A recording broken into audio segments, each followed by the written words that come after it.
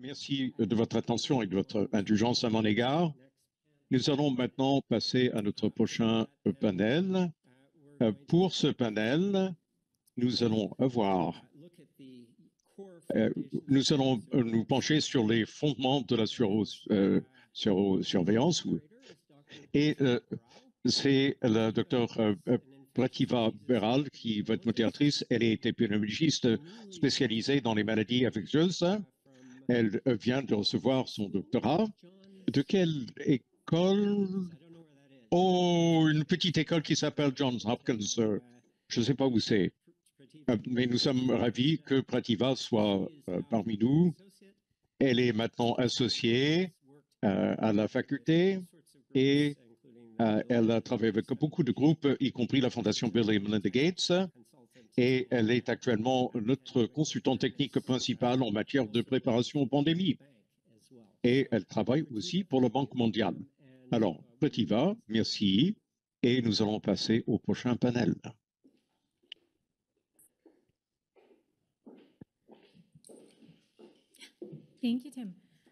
Merci, Tim. Et merci tout le monde d'être là, d'avoir bravé le froid. Et merci aux personnes qui sont là à distance. J'ai le grand plaisir de présenter deux personnes qui ont organisé le sommet de la surveillance chez Johns Hopkins l'année dernière. Je suis peut-être un peu biaisé parce que ils ont étudié là où vous étudiez. William Moss, professeur d'épidémiologie, de santé internationale de microbiologie moléculaire et d'immunologie de l'École de santé publique Johns Hopkins. Il est également directeur exécutif du Centre d'accès aux vaccins, IVAC, et directeur adjoint de l'Institut de recherche sur le paludisme de Johns Hopkins. Il est pédiatre avec une formation spécialisée en maladies infectieuses et il a travaillé en Éthiopie, au Kenya, en Afrique du Sud, en Zimbabwe, en Zambie et en Inde, entre autres. C'est l'un des principaux chercheurs du projet Strengthening Immunization Systems through Surveillance, qui étudie la surveillance sérologique en Zambie et en Inde, afin d'éclairer des programmes de vaccination. Il y a aussi le docteur Andrea Castellan, assistante scientifique à l'École de santé publique Johns Hopkins, au sein du département de santé internationale et du Centre international d'accès aux vaccins.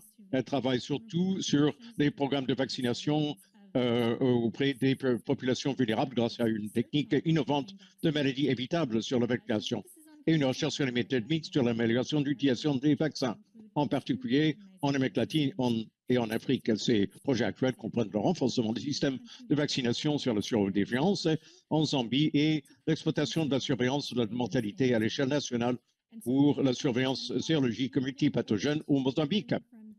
Si c'est entendu, nous avons attente de tirer les leçons du Sero Summit de l'an dernier afin de mieux aligner nos efforts. Dr. Moss, Dr. Castellan. Bon, alors merci Prativa et Tim. Merci aux organisateurs de nous avoir invités à cette conférence vraiment importante et je suis sûr que nous allons en apprendre beaucoup. Ma collègue Andrea Castellan et moi ont été invités, comme Prativa l'a dit, pour parler des fondements de la surveillance et de mettre en relief certains des effets, des conséquences, des résultats du Sommet de l'année dernière. Bon, nous sommes très contents d'être là. Je dois mentionner que c'est la Saint-Valentin aux États-Unis, donc nous payons un petit prix pour être là, mais je vais acheter quelques petites choses pour les ramener.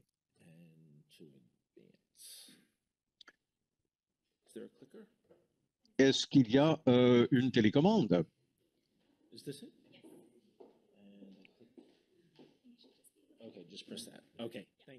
Je n'ai qu'à appuyer ici. Merci.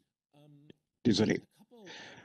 Bon, alors, quelques mots à propos de la perspective que André et moi allons apporter. D'abord, nous travaillons principalement dans des études à faible et à moyen revenu. On a travaillé en Zambie, en Inde et en Mozambique. Plus spécialement, c'est une perspective plutôt différente que celle de Emanet. Et nous sommes très intéressés à apprendre parce qu'il y a des leçons à tirer. Nous avons surtout travaillé sur la rougeole et le rubéole et les maladies qui peuvent être évitées grâce à la vaccination. Tim l'a abordé brièvement et moi, je me parlerai davantage. Il y a la question de la représentativité des spécimens résiduels. Ce n'est pas la même chose dans un pays à faible revenu quand on pense des maladies évitables par la vaccination, parce que les enfants qui se présentent pour les soins de santé peuvent être différents des enfants qui sont vaccinés et le biais peut aller dans un sens comme dans l'autre. Donc, il y a des problèmes de ce côté-là. Moi, je vais donner un bref survol centré sur ce qui me semble être les deux des fondements de la surveillance. D'abord, la faisabilité et ensuite l'utilité. Et je suis sûr que ce sont des thèmes qui vont revenir tout au long de cette conférence. Et ensuite, je vais céder la parole à Andrea, qui va vous présenter les résultats du sommet sur la surveillance. Voici notre schématisation des différentes méthodologies d'enquête qui peuvent être utilisées. Et il y a des compromis qui se situent sur ce spectre. Tout à fait à droite, il y a des enquêtes communautaires autonomes qui consomment beaucoup de ressources. On a beaucoup plus de contrôle sur le modèle de l'étude et la population et l'information recueillie. Et à gauche, on profite des biobanques ou différents types de spécimens résiduels. Bon, par exemple, la surveillance des fièvres et éruptions cutanées. On a moins de contrôle des données dont Tim a parlé. Et il y a des compromis. Notre façon de voir ça est assez analogue à ce que Tim a présenté. Un système de surveillance peut être une combinaison de ces différentes sources de données. On n'a pas besoin de se limiter à une seule source. À l'avenir, la question sera comment combiner ces différentes sources de spécimens et profiter des données en faisant des triangulations. Bon, ceci reprend un peu ce thème. Et dans certains cercles que nous fréquentons, il y a un certain scepticisme à l'égard des spécimens résiduels, sûrement que vous le rencontrez aussi. Et il y a les questions de représentativité qui se posent. Dans nos travaux, et je vais vous montrer dans la prochaine diapo très brièvement, nous avons profité des biobanques existantes ou les enquêtes sérologiques emboîtées dans d'autres enquêtes qui n'ont pas été conçues en tant que telles comme enquêtes sérologiques. Mais on peut profiter de ces possibilités, ces occasions et utiliser les spécimens résiduels que plusieurs d'entre vous connaissez bien. Et bon, un système de surveillance peut être une combinaison de ces différentes sources de données.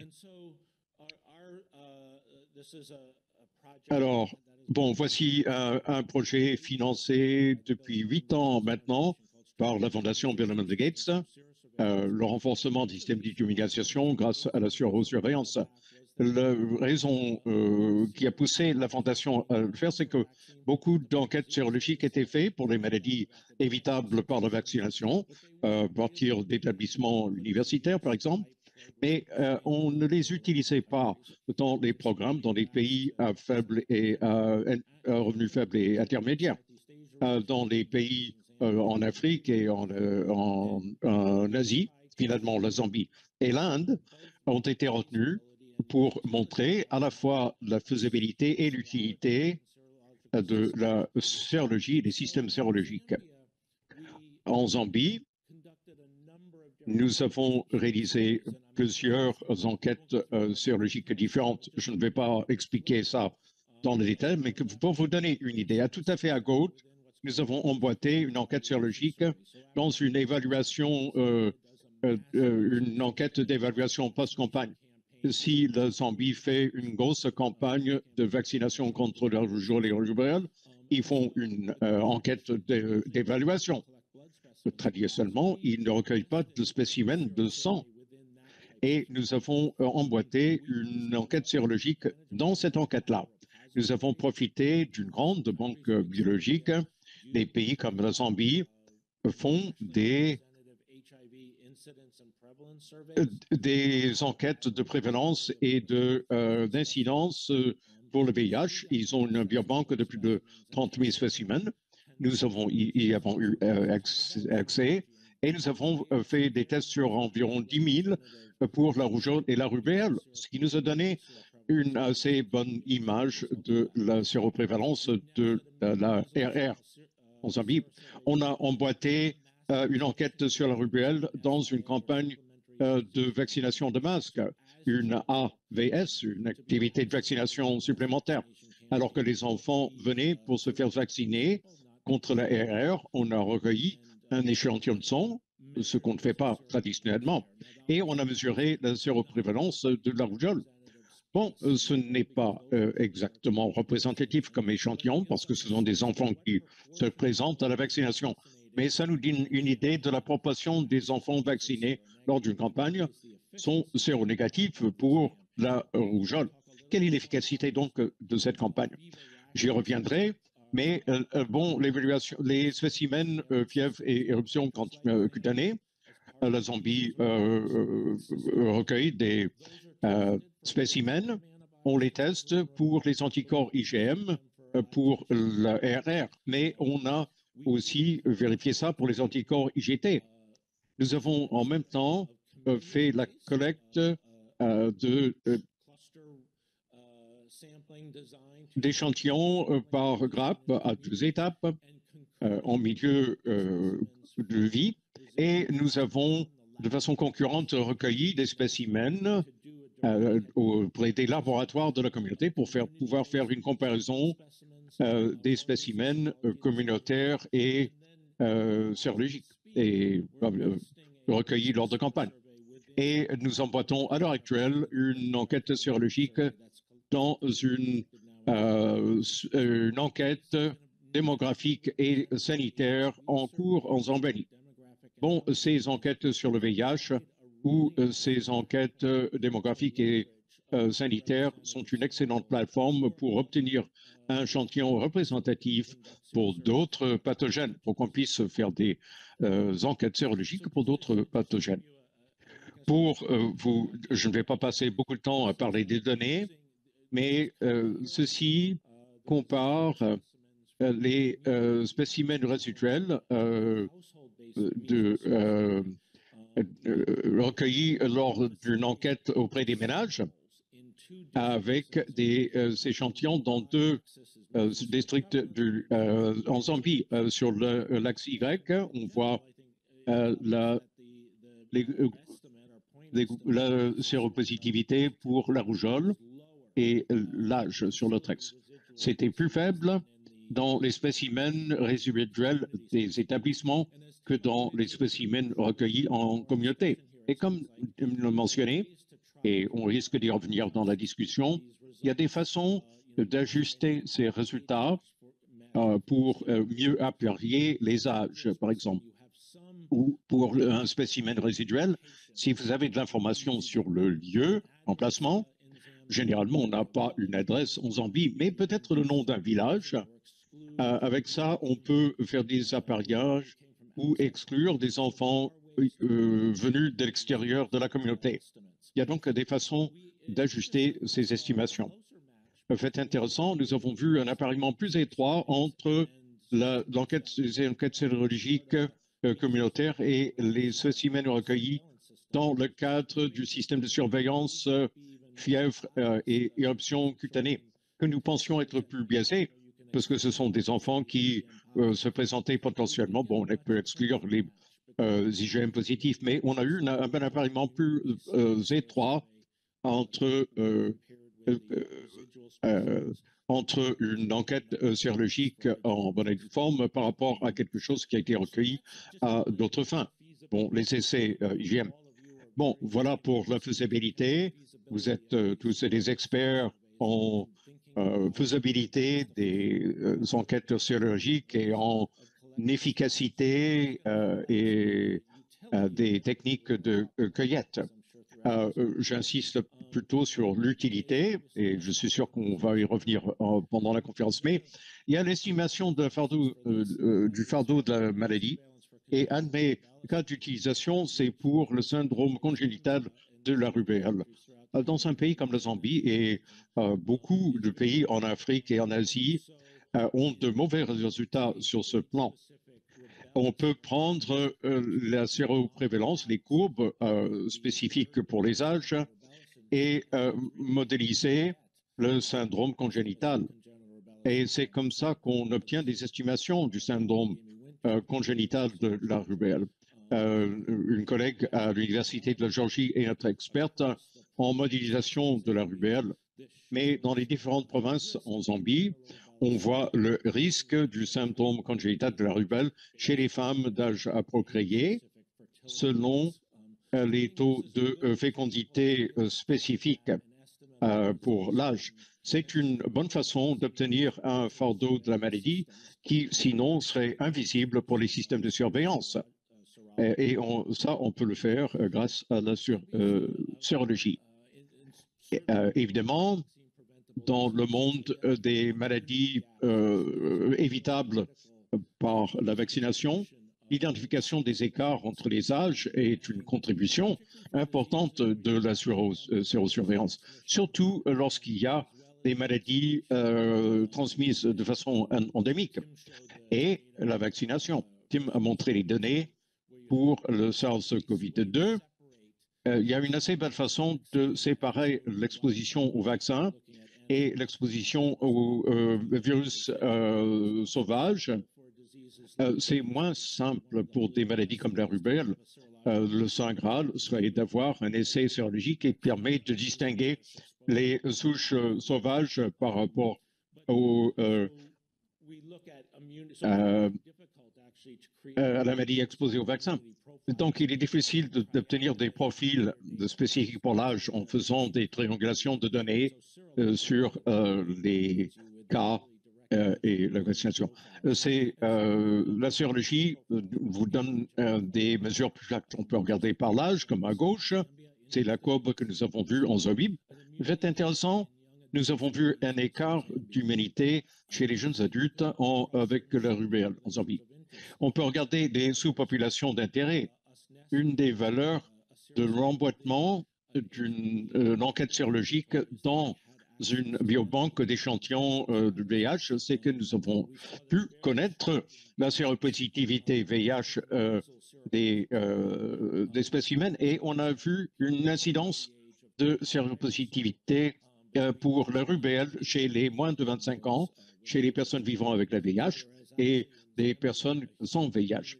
En Zambie, il y a un énorme écart d'immunité chez les personnes vivant avec le VIH en Zambie. On a des sous-populations par âge, mais aussi dans l'espace. Et en utilisant un échantillon nationalement représentatif, vous pouvez examiner les écarts dans l'espace. C'est grâce à des données au niveau provincial, mais grâce à la modélisation, on peut ramener ces estimations au niveau du district avec les limites imposées par l'incertitude. Mais à droite, on voit la séroprévalence de la rubéole district par district. Et ça peut être très utile pour cibler les activités d'immunisation, de vaccination. Je reviendrai. On peut aussi évaluer l'impact des programmes. On a fait des enquêtes sérologiques RR dans 4 États, avant et après une campagne de vaccination de masse contre la RR. C'était la première fois qu'on a vacciné contre la rubéole en Inde. Les lignes bleues, ce sont les estimations modélisées avant la campagne. Les lignes en rouge, les estimations de séroprévalence après la campagne massive de vaccination. Dans la plupart des États et pour la plupart des âges, les écarts se sont rétrécis. Mais dans certains États, comme Uttar Pradesh, dans le nord de l'Inde, des écarts sont restés même après la campagne de vaccination de masse. Donc là, on utilise surveillance pour évaluer l'impact d'un programme. Et dans ces contextes, il faut faire beaucoup plus de travail pour réaliser pleinement la valeur de la surveillance. Là où Andrea et moi travaillons, il y a beaucoup d'intérêt par Gavi et l'Organisation mondiale de la santé pour que certains pays fassent moins des campagnes de vaccination massive et adoptent des stratégies ciblées. Nous pensons que la surveillance peut aider beaucoup à déterminer où investir les ressources et évaluer comment les pays s'en tirent, quels sont les obtenants. Bon, ceci va être peut-être un peu difficile à faire, mais c'est le travail dirigé par Andrea sur la sérologie à pathogènes multiples au Mozambique, où nous avons collaboré avec le CDC et l'école de Londres de médecine tropicale. Et on a mesuré les anticorps pour des douzaines de pathogènes. Et comme tu m'as dit, c'est vraiment pour moi l'avenir où on profite, on tire énormément de valeur. On voit les antigènes, peut-être que vous pouvez les voir, les antigènes et les pathogènes énumérés à gauche. Et là, on voit les estimations de séroprévalence pour 3 groupes d'âge. Mais c'est une donnée d'une richesse extraordinaire qui pose des problèmes analytiques, mais je pense qu'on va en voir de plus en plus dans les différents pays. Merci et je cède la parole à ma collègue Andrea Carsolen.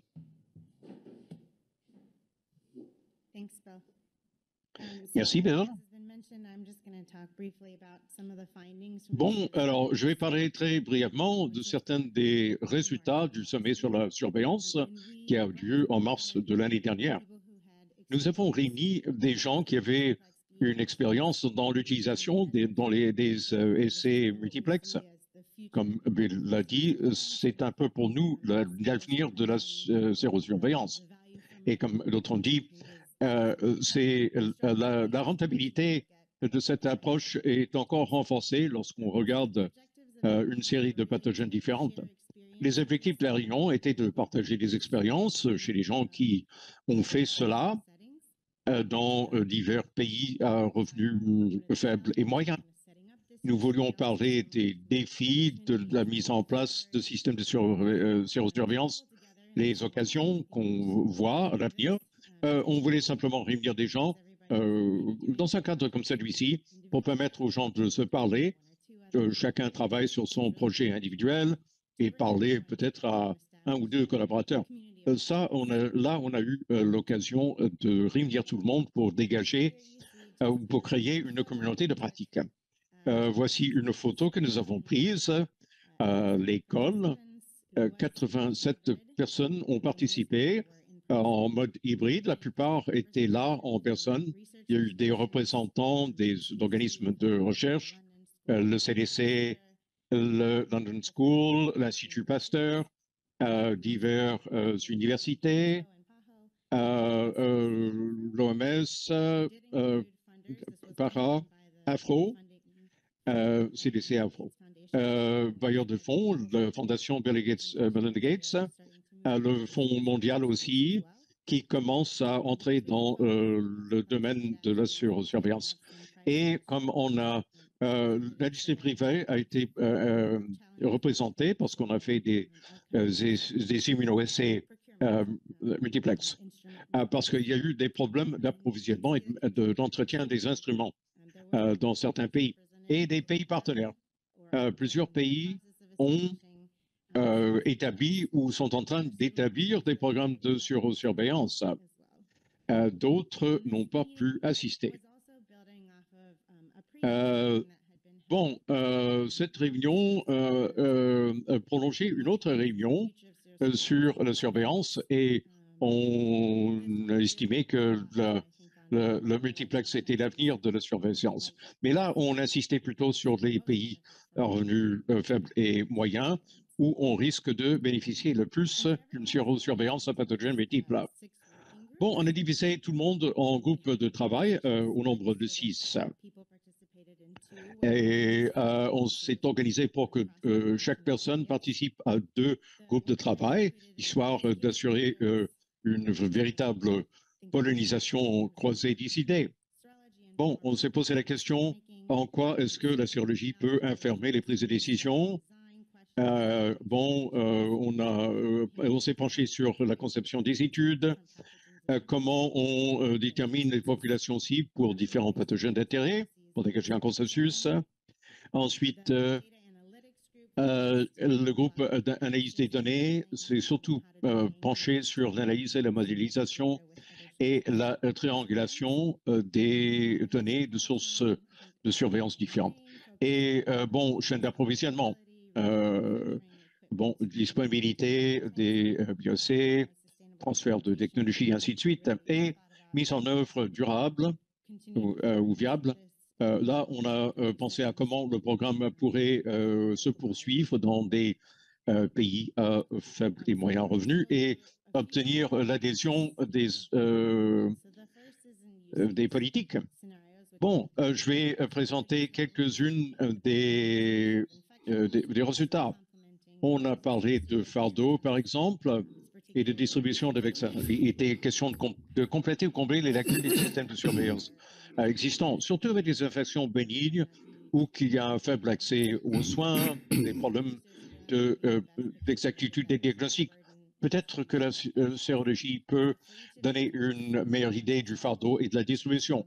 Bon, il y a eu des exemples.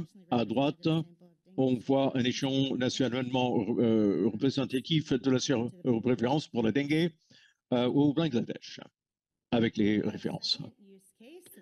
Ensuite, un autre cas d'utilisation, pas très application ici, mais c'est l'identification, ou très applicable plutôt, identification des infections émergentes et réémergentes, le SARS-CoV-2 par exemple.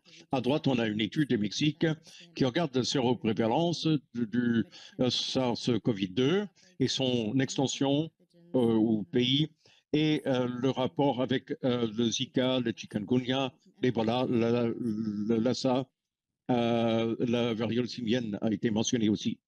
L'idée étant que les choses qui sont nouvelles ou qui ressurgissent, réapparaissent dans différents pays.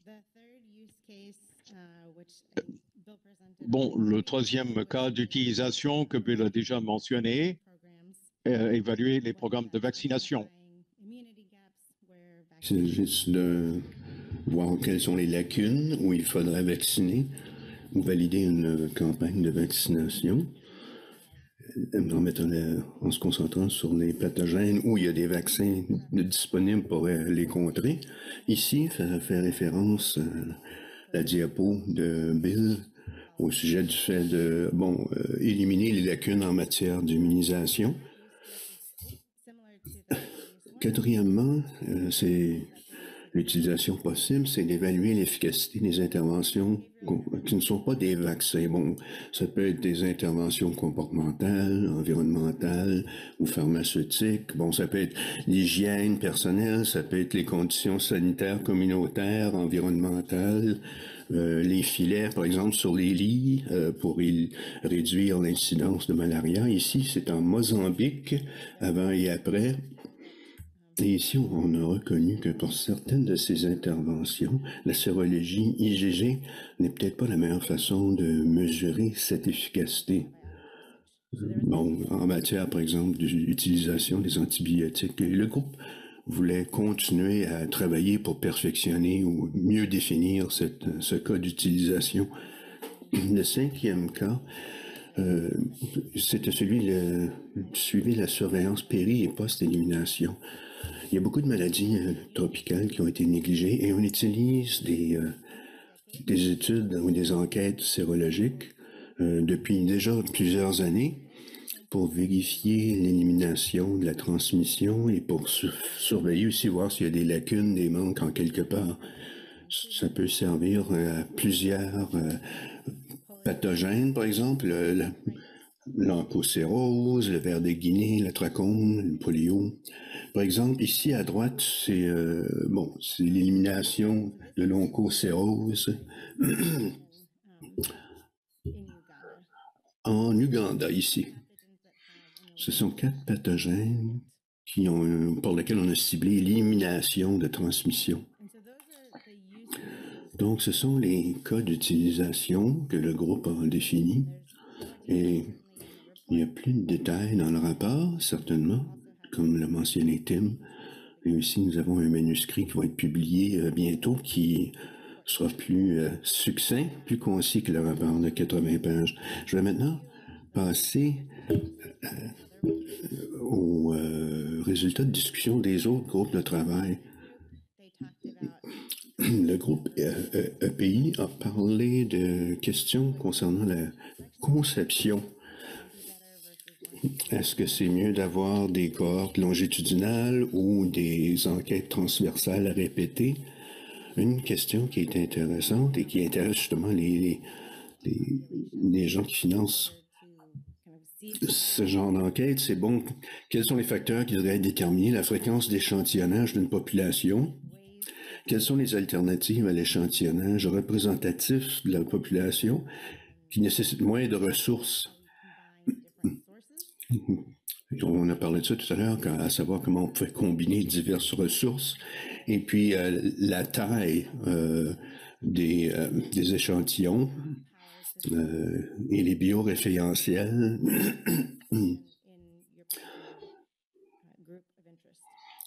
Parce que ça dépend toujours des questions et des antigènes d'intérêt. Et quelles sont les données de base qui sont nécessaires pour chacun de ces pathogènes pour pouvoir recueillir. Et aussi comment associer les antigènes d'intérêt à des questions scientifiques claires et pertinentes sur le plan politique. Le groupe qui traitait de chaînes d'approvisionnement parlait plutôt des défis liés à la technologie des plateformes, l'entretien des moyens, les défis liés aux billes et aux essais. Il y a peu de labos en ce moment qui peuvent produire ce qu'on appelle en anglais les beads, mais il y a beaucoup de demandes de la part de certains pays. Ils veulent voir comment ils pourraient rendre ce processus plus accessible. Il y a eu une discussion au sujet de la création et la commercialisation d'une trousse et qu'est-ce qui serait nécessaire pour mettre ça au point. Mais il y a 4 avis différents au sein du groupe parce que créer une trousse commerciale vendue et disponible, ça rendrait la chose plus accessible, mais pour ce qui est de l'analyse par la suite,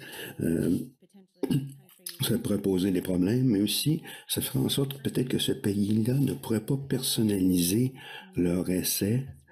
Peut-être qu'ils devront faire des tests pour des choses qui ne les intéressent pas vraiment et pour lesquelles ils n'agiraient pas. Alors ça a causé un grand débat. Il y a aussi des défis liés à la chaîne de froid, surtout dans les pays les plus chauds et les pays plus pauvres aussi. Aussi, bon, il y a des limites et considérations propres à chaque pays, par exemple, les problèmes pour passer aux douanes, obtenir une approbation des diverses autorités. Et comme on l'a noté, comme Tim l'a dit, il y a des défis aussi qui sont liés aux capacités humaines et technologiques. Côté laboratoire, je dirais qu'il y a pas mal de chevauchement entre les constatations de ces divers groupes et aussi parce que en partie parce que ce sont les mêmes personnes, mais aussi parce qu'il y a un chevauchement des impératifs, des notions. Ici, c'est tiré de Bloomberg School of Public Health, le centre d'accès de vaccins. Ici, on a vu comment on pourrait soutenir le transfert des technologies pour mettre ça en œuvre dans un plus grand nombre de pays. Aussi, il y a une discussion au sujet du partage, communication des protocoles, des pratiques exemplaires par le biais d'une plateforme quelconque.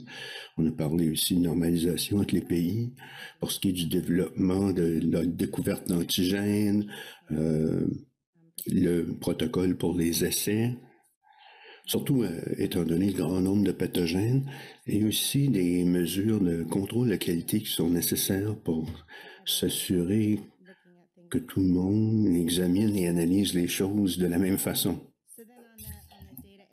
Côté analyse des données, eux ont scindé leurs problématiques en 3 volets, si on veut.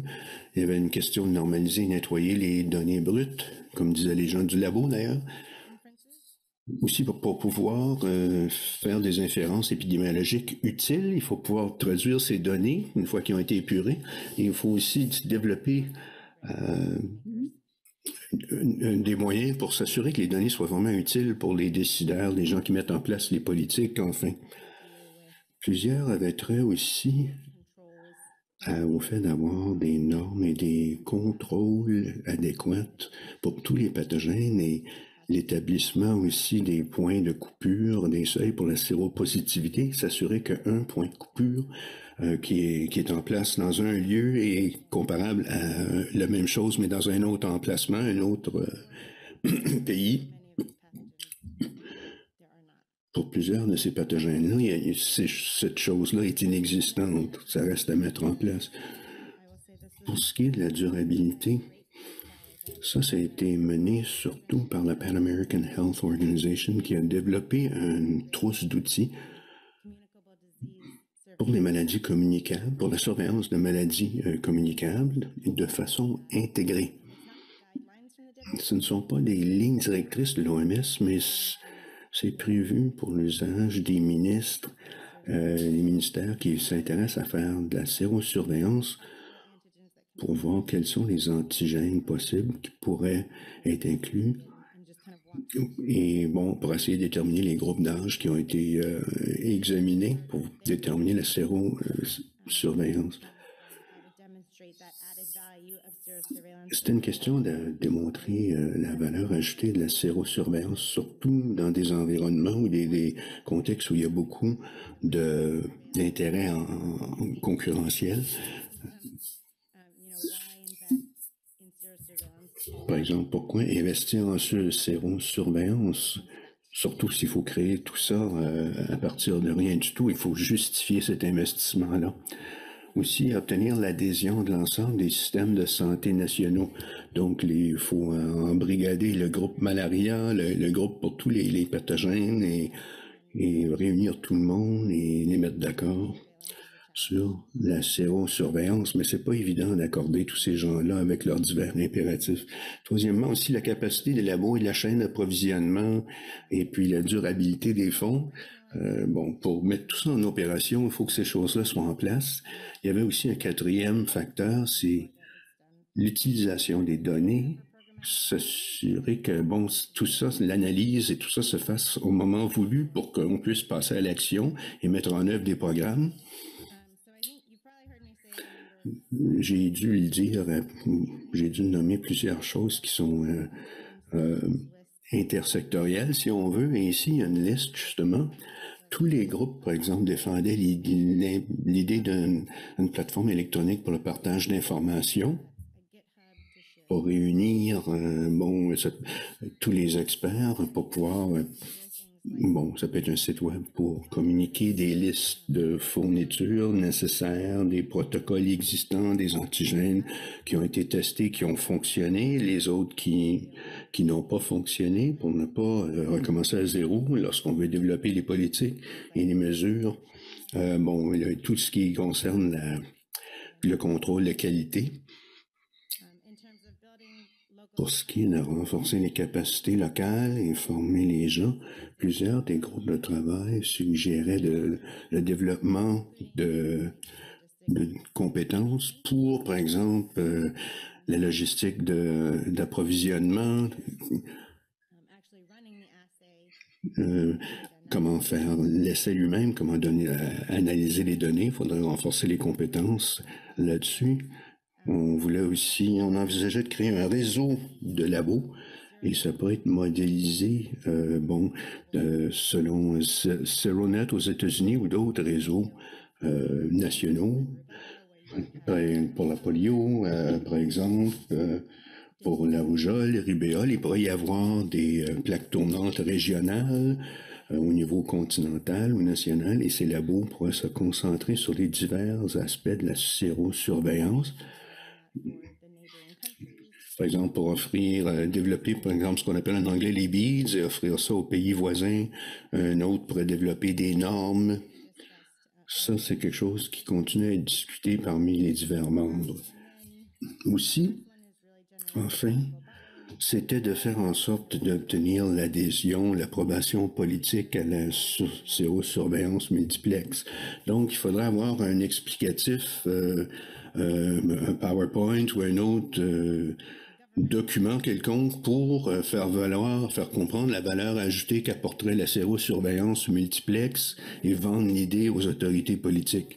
Ça pourrait comprendre les cas d'utilisation dont nous avons parlé, et puis, bon, pour souligner la valeur que ça pourrait apporter.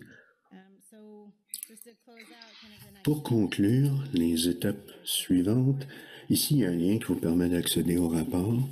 On essaie de maintenir cette communauté de pratique avec des rencontres régulières, et on essaie aussi de trouver des solutions à long terme et à court terme.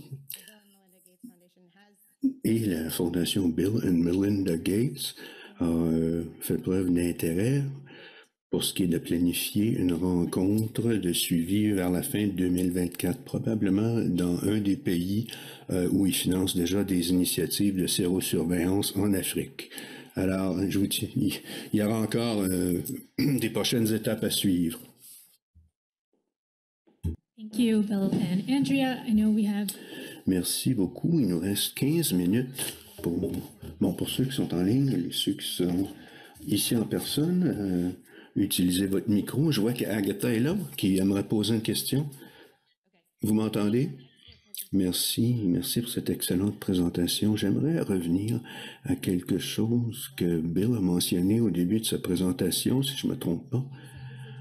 L'utilisation du sang résiduel et les tests secondaires, surtout sur des échantillons soumis pour un test diagnostic, peut-être obtenir des rétroactions négatives. Et puis bon, la santé publique, c'est pas toujours l'organisation la préférée, le sujet préféré de tout le monde, mais c'est pas une discussion qu'on a lors de ces rencontres.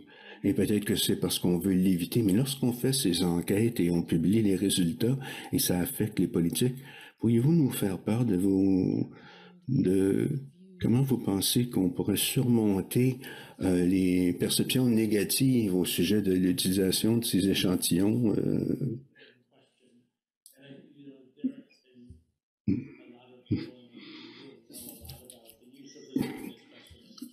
L'utilisation de spécimens résiduels, je peux vous parler de mon expérience en Zambie, qui est différente, mais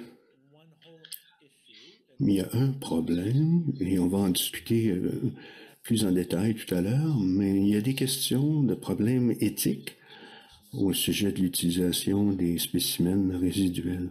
Nous avons pu, à la fois en Inde et en Zambie, on a pu réussir à accéder et à tester du sang résiduel de la part des institutions, les établissements, les labos. Ça n'a pas été un problème insurmontable dans ces deux pays.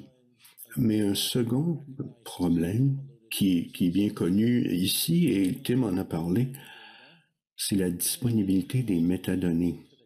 Et ça aussi, c'est en lien avec les questions de consentement. Donc, évidemment, il y a des données, un ensemble minimal de données qui sont nécessaires pour interpréter surtout l'âge, les catégories d'âge. C'est important d'avoir des données spatiales. La grande question dans tout ça, je pense, que nous avons connu, et dans le contexte des discussions avec la Fondation Melinda et Bill Gates, c'est la représentativité des échantillons.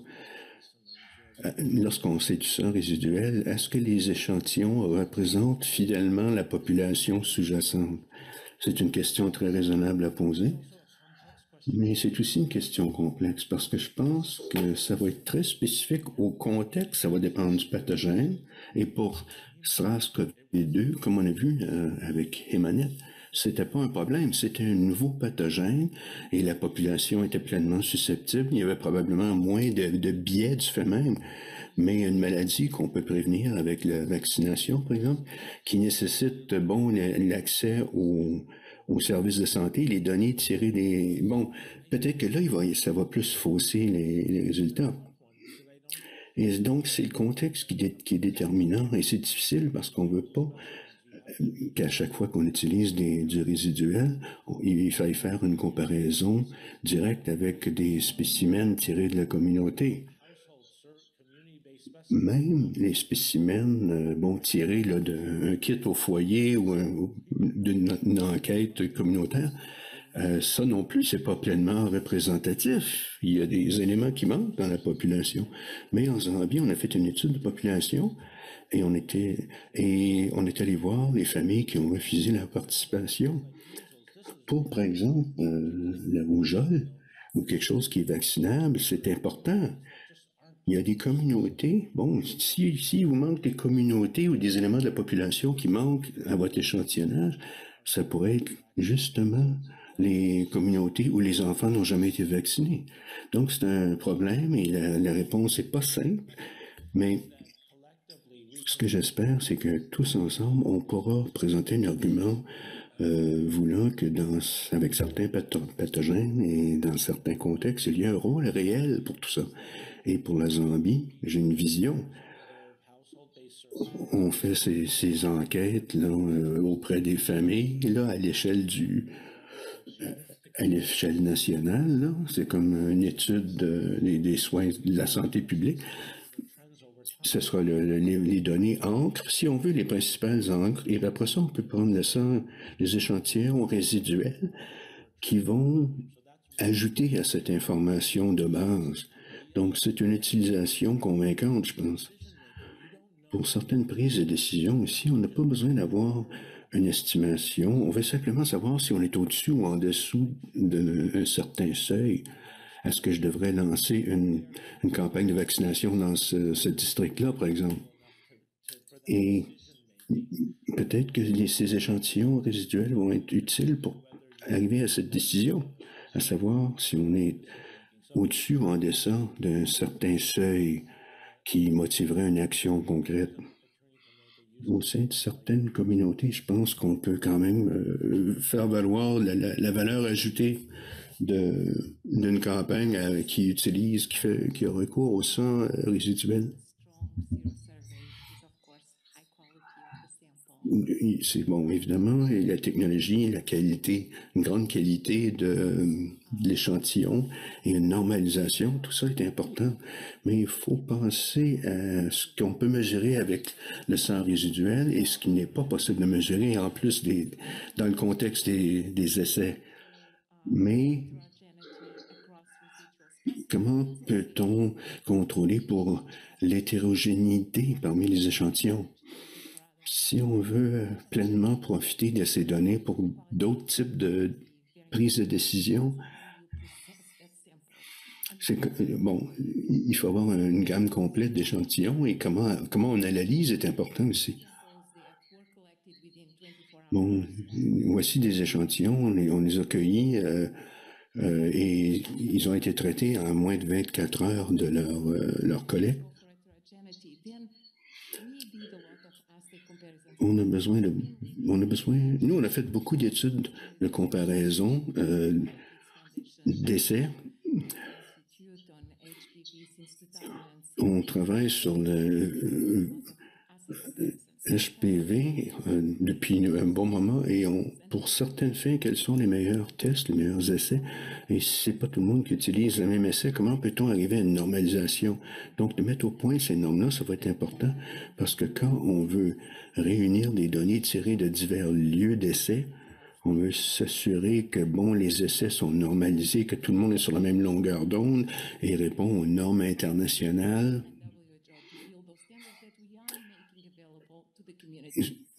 Les normes doivent être disponibles, accessibles à la communauté, mais ils doivent être normalisés. C'est pour ça, des fois, il y a beaucoup de silos, il y a du travail isolé. Parce que nous, on élargit les capacités de tests sérologiques au sujet du HPV, du papillome spécifiquement.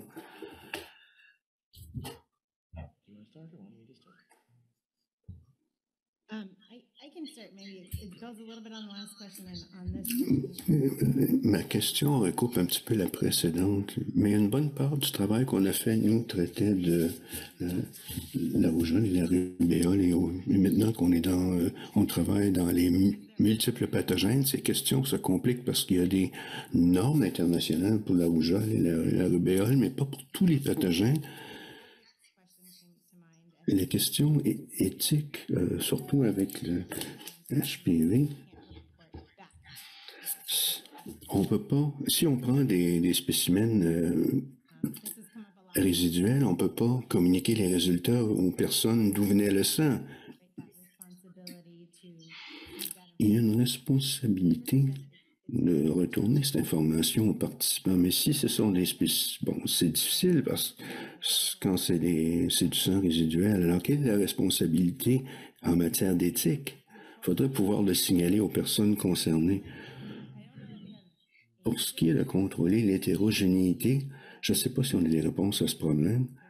Dans nos comparaisons directes, on a essayé de faire des comparaisons à savoir quels sont les biais et comment on peut contrôler pour surmonter ce problème-là. Et s'il n'y avait pas telle information, par exemple, parce qu'on aurait la même réponse, on a examiné les choses de ce point de vue.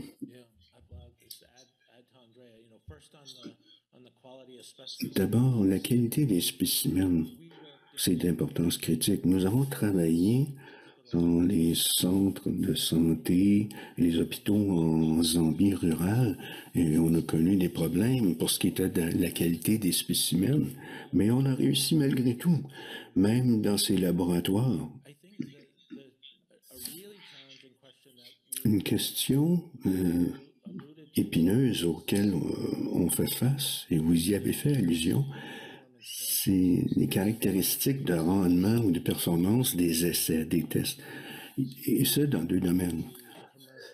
Nous avons utilisé essentiellement des trousses IgG pour la rougeole et la rubéole, mais c'est pas conçu pour des des études, des enquêtes de sérosurveillance auprès de la population. Et puis, bon, on est près des limites inférieures de détection. Donc, on n'a pas des belles courbes bimodales avec les valeurs OD. Le seul endroit où on voit ça, c'est avant l'introduction d'un vaccin rubéole. La courbe est bonne si c'est la rubéole à l'état sauvage, pour ainsi dire, l'état naturel. Alors, ça dépend beaucoup de où on situe le seuil. Donc, avec les papillons, on a fait des comparaisons directes avec les PRNG. Ça nous a permis...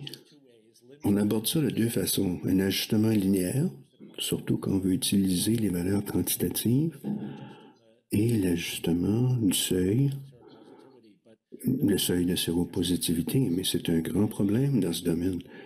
Et lorsqu'on se tourne vers la surveillance multipathogène, ça se complique encore plus parce qu'il n'y a pas d'essais référentiels qui permettent de comparaison. Donc, notre équipe a fait beaucoup de travail pour essayer de définir comment on fixe les seuils de séropositivité.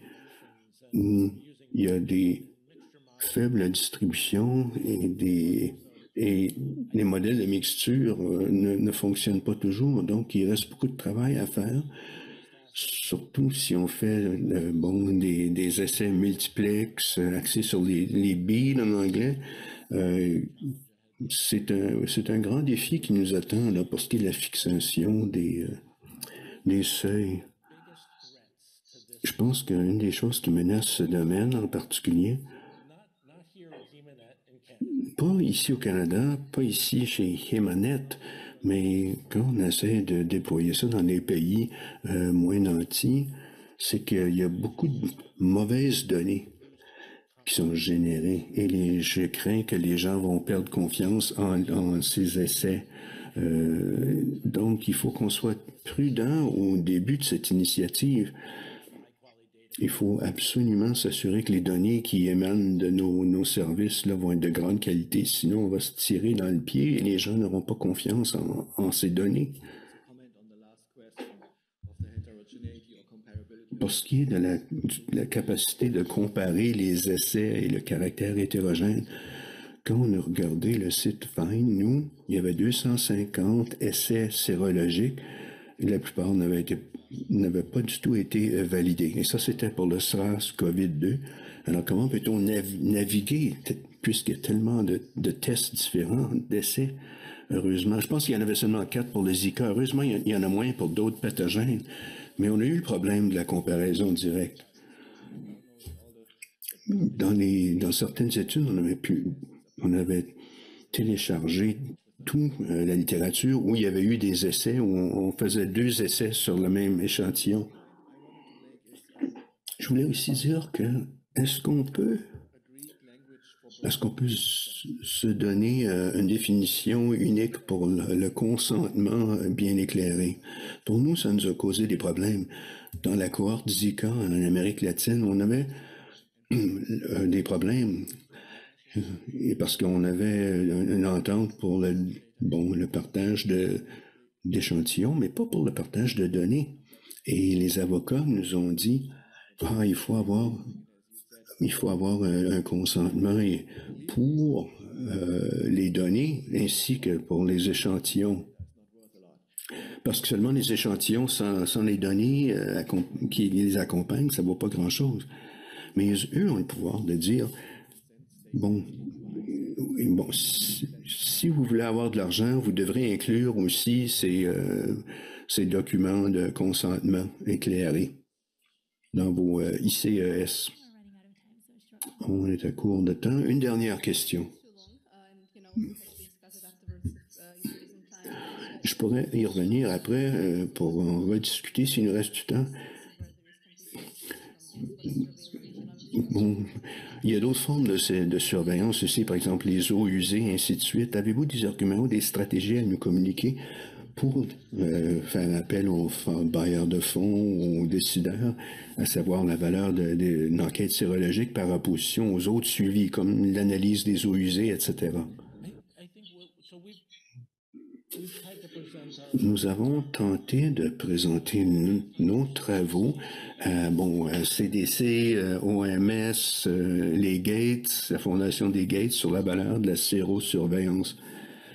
Chaque système de surveillance offre de l'information de nature différente.